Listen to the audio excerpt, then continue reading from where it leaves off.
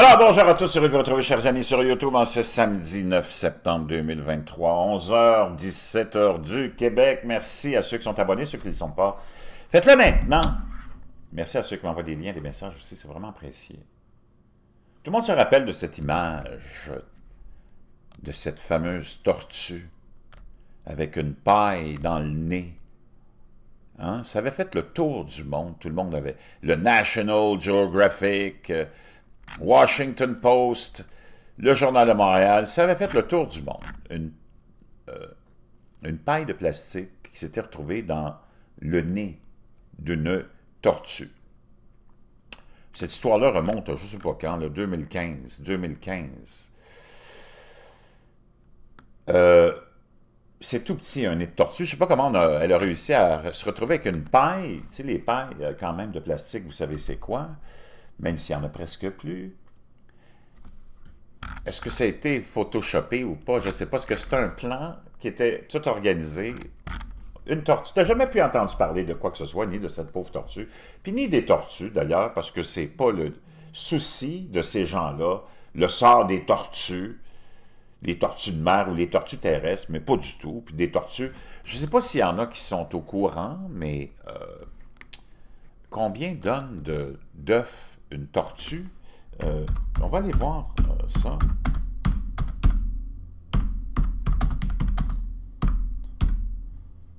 Combien d'œufs pond une tortue?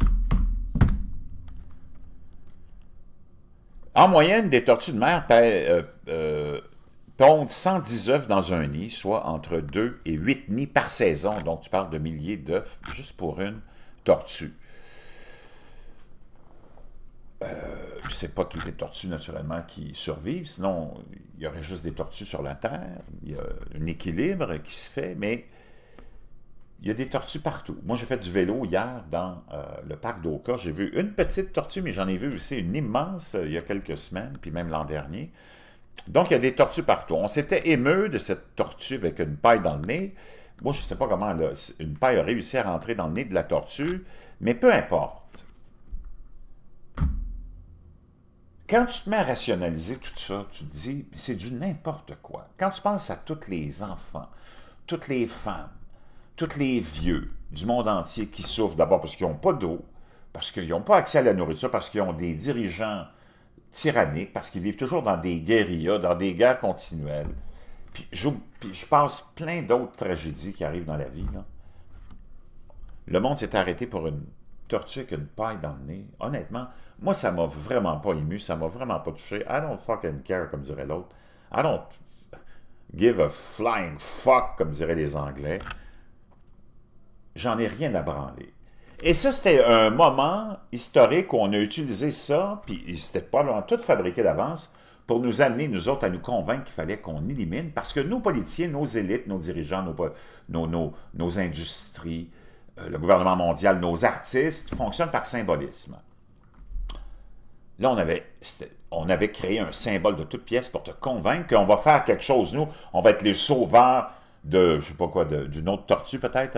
Il y a eu une tortue dans toute l'histoire de la Terre qui a eu une paille dans le nez, supposément, si ça n'a pas été photoshopé ou si on n'y a pas rentré dedans. Vraiment? C'est du n'importe quoi quand tu y penses, là. C'est du n'importe quoi.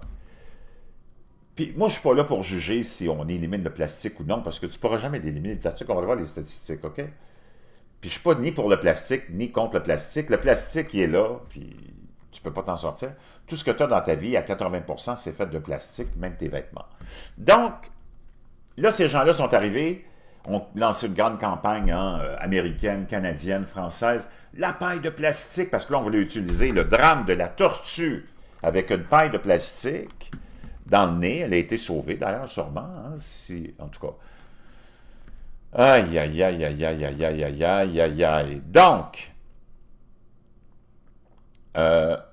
juste en passant comme ça, le taux de pauvreté extrême dans le monde a augmenté de 1%.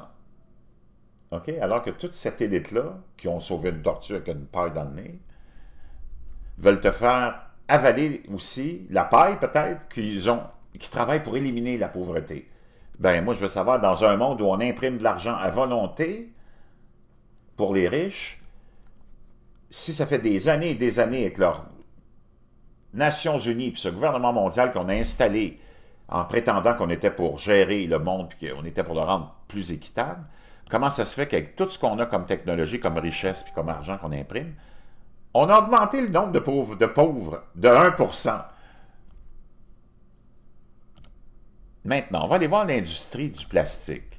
L'industrie du plastique, tu penses que l'industrie du plastique va disparaître?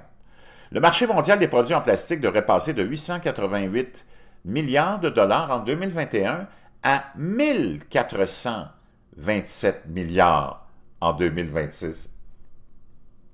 Un taux de croissance annuel assez spectaculaire.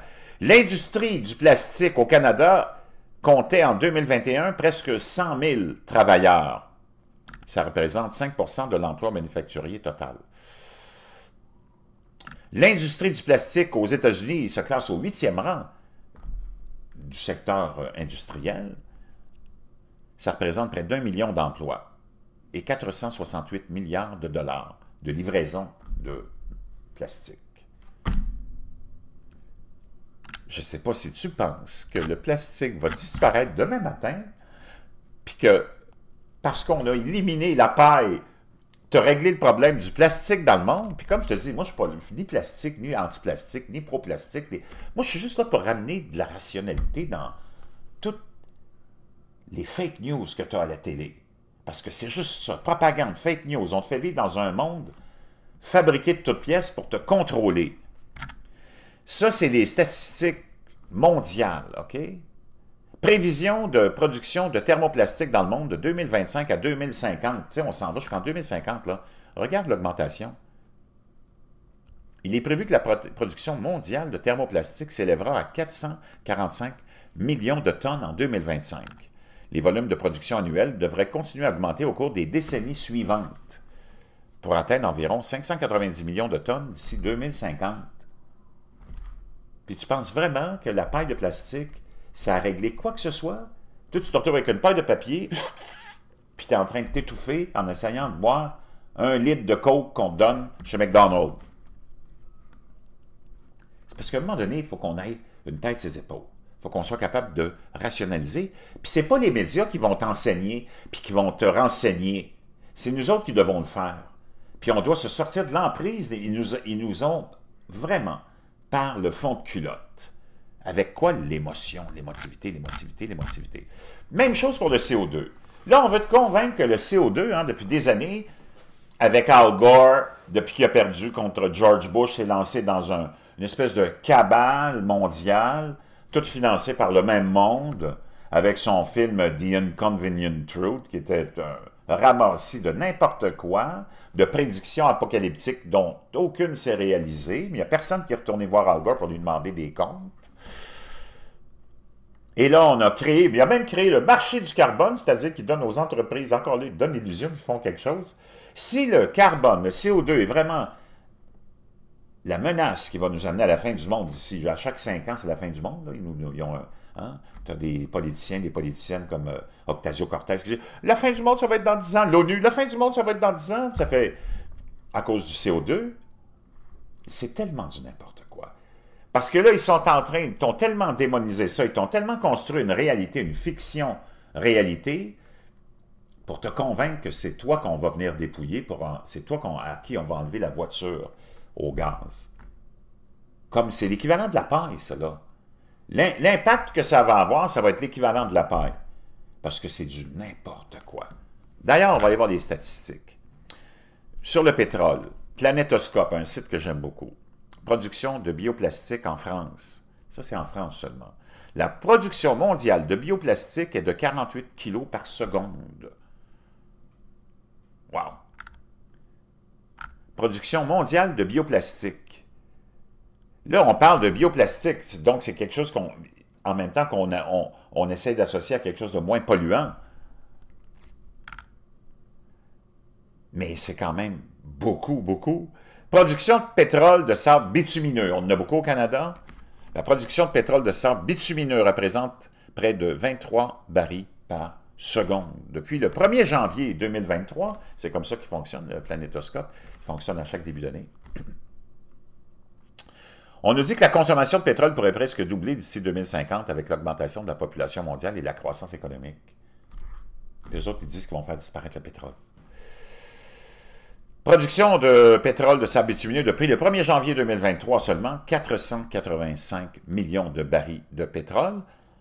Et on en produit à chaque année beaucoup plus, là, mais ça c'est juste depuis le début de l'année, on est rendu au mois d'août, donc tu pourrais être sûrement à plus d'1 milliard 500 000 barils de pétrole, juste du sable bitumineux.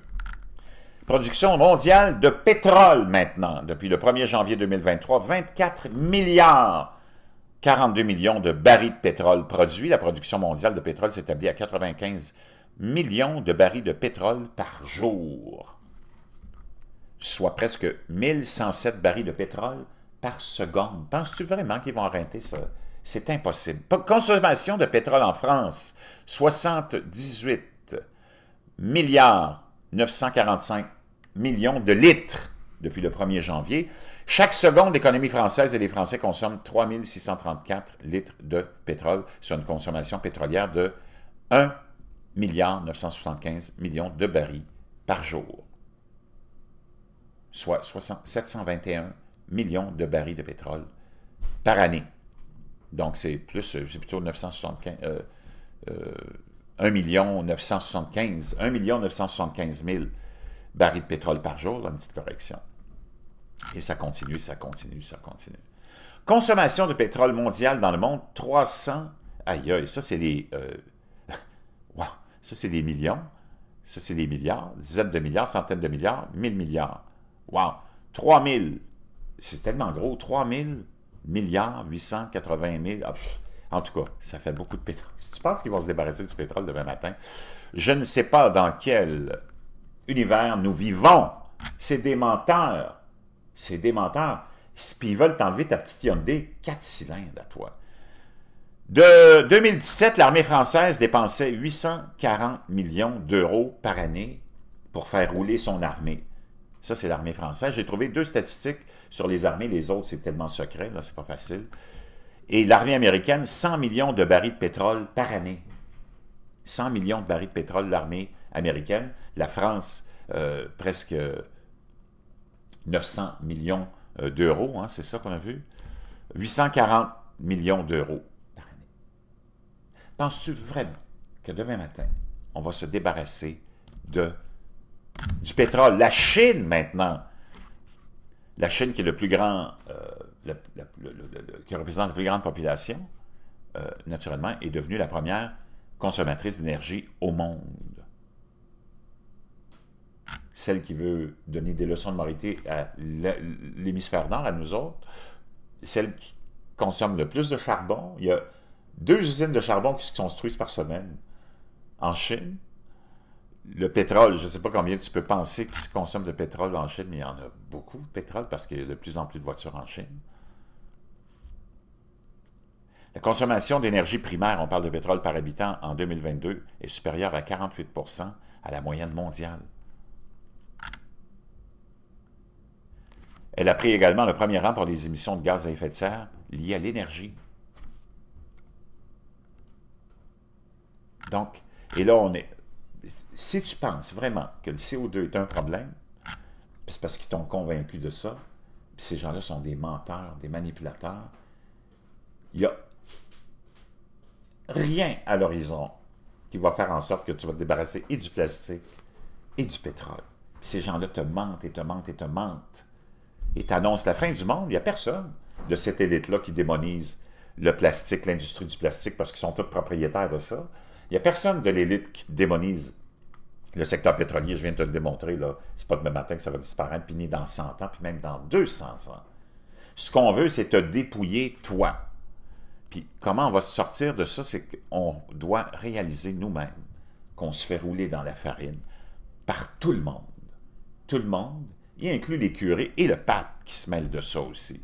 Donc, soyons vigilants face à toutes les fake news qui sont dans les réseaux de télévision nationaux, qui sont tous, ces réseaux-là, la propriété de la même élite qui est propriétaire et du plastique, et qui est propriétaire et du pétrole, et de l'industrie militaro-industrielle, et de l'industrie pharmaceutique, et de tout le reste. Wow! J'ai la tête qui tourne un peu. Je vais aller prendre un break. Bon samedi.